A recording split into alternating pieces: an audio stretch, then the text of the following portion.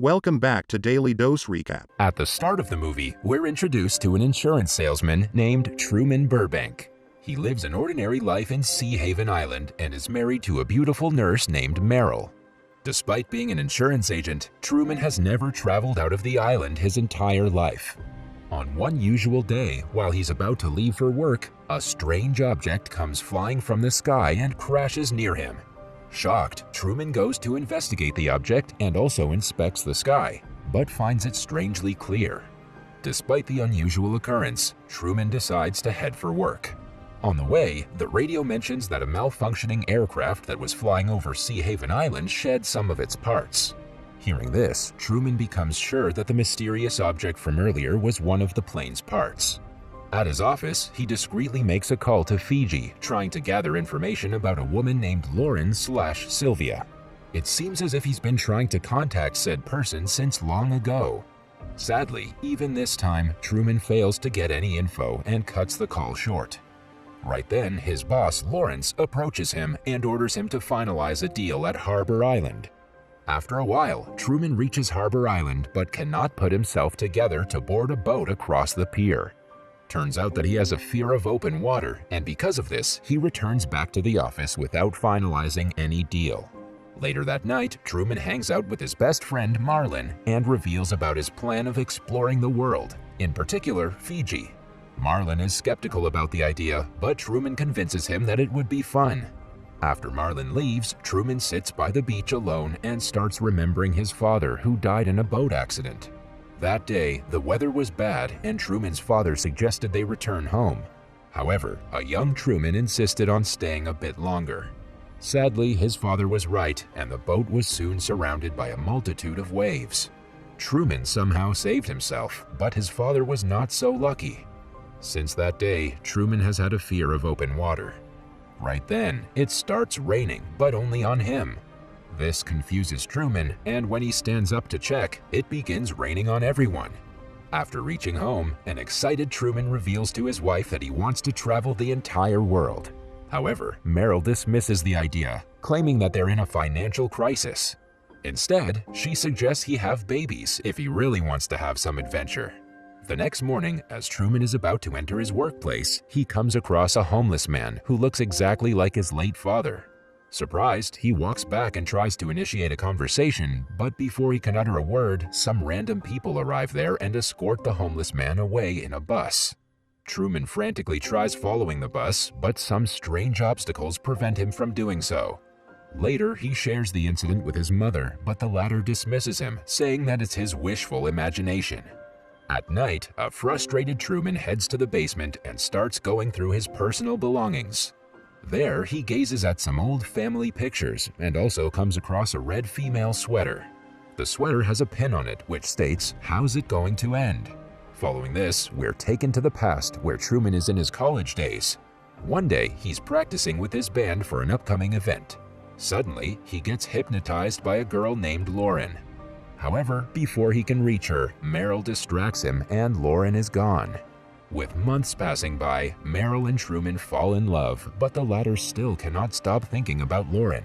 One day, Truman meets Lauren at the library and asks her out on a date. Surprisingly, she replies that she isn't allowed to speak with him. She then quickly writes a word, "now," which implies that she can go out with him right now or never. Soon, the duo sneaks out of the library, avoiding all cameras, and runs towards the beach. Despite being outside, they're still recorded by a camera, as if someone is tracking them. Soon, Truman and Lauren arrive at the beach and start making out. Right then, a vehicle arrives at the place, and seeing this, Lauren starts panicking. She then reveals to Truman that her real name is Sylvia, and that the whole world he's living in is nothing but a lie. In the meantime, an old man steps out of the car, claiming to be Lauren's father. He then apologizes for Lauren's actions, mentioning that she's mentally unstable. Before leaving, the old man mentions that they'll be heading to Fiji and that Truman shouldn't look for his daughter anymore. After they are gone, Truman is left with Lauren's sweater and a whole lot of confusion. The scene then shifts back to Truman's basement, where he's trying to recreate Lauren's face with the help of magazine scraps that he had been tearing out at his office. He puts together the scraps, attempting to recall the actual face of Lauren, aka Sylvia. In the next scene, when Truman is on his way to work, the car radio suddenly starts capturing some strange signals. Surprisingly, it starts talking about Truman, like the direction he's driving in and the clothes he's wearing. It seems as if someone is commentating about his life. Taken aback by the incident, Truman gets out of his car and rushes towards a building near his office. He tries to enter the elevator, but just then he notices some employees wearing mics and headphones as if they're broadcasting something. The employees also scurry away as soon as they see Truman. Sadly, Truman's adventure comes to an end when some security guards apprehend him and throw him out of the building on grounds of trespassing. Frustrated, Truman runs into his friend Marlin and explains everything about the strange occurrences. However, Marlin dismisses it as his imagination. Nevertheless, Truman confides in Marlin that he's going to start his dream tour soon. Later at home, Merrill and Truman's mother are looking through some old family pictures from an album. Meanwhile, a show starts playing on the TV, which mentions that now people can travel the world while being at home. Strangely, everyone around Truman is trying to stop him from leaving the island. After a while, the ladies depart for their secret meeting and Truman is left alone in the room. He starts going through his wedding pictures and suddenly he spots Merrill crossing her fingers in each of the photos. This implies that she didn't marry him truthfully and doesn't consider him as her husband. The following day, Truman packs his belongings and proceeds to fly to Fiji. However, he's devastated to learn that the local airport has no available flights for at least a month. Despite this, he doesn't lose hope and boards a bus to Chicago, attempting to fly from there. To his dismay, the bus strangely breaks down before it even moves an inch. In the next scene, Merrill returns home from duty, but surprisingly finds her husband sitting inside his car. Truman invites her inside and asks her to look at his correctly predicted chain of events around him.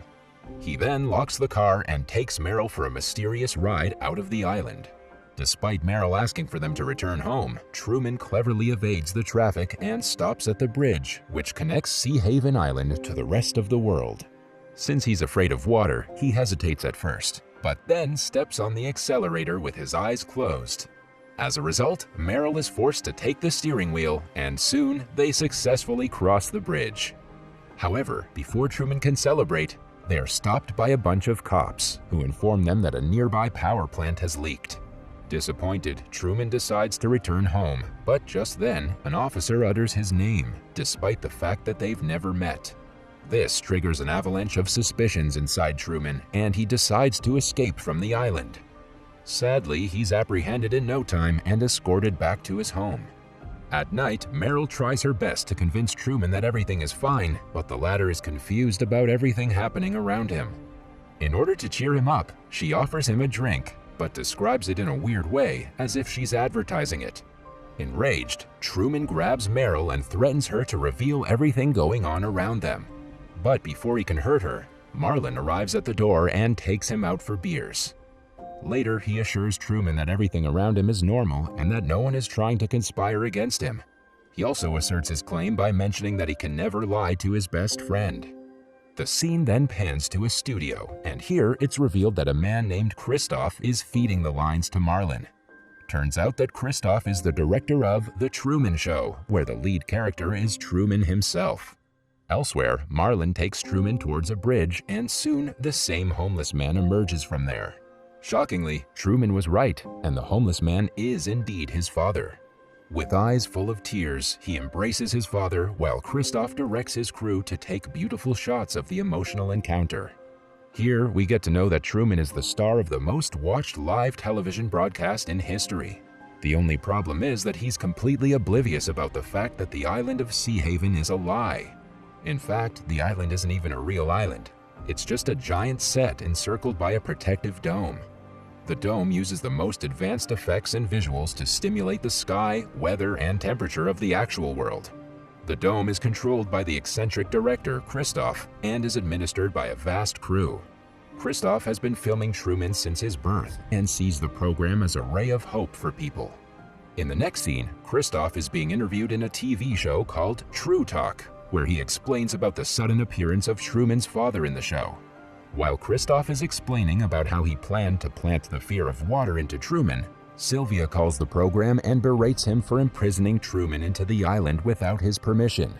Christoph replies to her that he has in fact created a better living environment for Truman compared to the real world. He further states that if Truman finds out about the truth of the show, he is free to leave. The following day, despite all the problems that he's facing, Truman gets back to his normal life. Sadly, Merrill leaves him, citing his erratic behavior as the cause. At work, he's introduced to Vivian, his new coworker. Turns out that Christoph has appointed Vivian to fall in love with Truman and be his new partner. In the evening, Truman heads to his basement and starts cleaning the place. When he becomes tired, he makes a bed in the same place and takes a nap, covering himself. An unusually long time passes by, but Truman is still inactive. Worried, Christoph zooms in the camera and realizes that something is wrong. He immediately orders his crew to ring Truman's house, but the latter does not pick up. As a result, Christoph sends Marlin to visit his house. When he reaches there, he surprisingly finds Truman missing from the bed and a hole in the basement that leads to the garden. Christoph is shocked by the revelation, and with nothing to broadcast, he cuts the live transmission for the first time ever in the history of the show. The interruption in the broadcast sends the whole world into a state of panic. With nowhere to look, Christoph orders the entire crew on the island to look for Truman. The crew searches every nook and corner on land, but are unable to find him.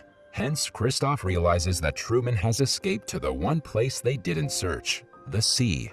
He quickly directs his cameras there and finds a single boat sailing with Truman on it. With this, the live broadcast resumes, and Christoph sends a bunch of crew members to retrieve Truman. However, the crew members, who have been behind the set their entire life, have no idea how to operate a boat. Elsewhere, Christoph uses the full force of his weather simulation program to scare off Truman, but the latter does not budge. After a few failed attempts, Christoph finally gets convinced that Truman will not give up. Because of this, he turns off the simulator and clears the weather. Victorious, Truman continues his journey until his boat pierces through the fake sky. He then starts crying, thinking that he's reached the end of the world. However, when he gets up, he miraculously floats on water. He then finds a staircase and climbs up until he reaches an exit door. When Truman is about to open the exit door, Christoph speaks with him for the first time and introduces himself as the one who has been watching him since his birth. The cunning man then tries persuading him to remain on the island, claiming that the outer world is full of pain and sorrow. However, Truman, who is adamant on traveling the entire world, greets Christoph and leaves the place. Witnessing this, Sylvia becomes delighted and rushes out of her room. The movie ends as people across the world celebrate the end of The Truman Show, and Christoph cuts off the live transmission. Subscribe and turn on notifications for more videos like this and help the channel out. Thank you for watching.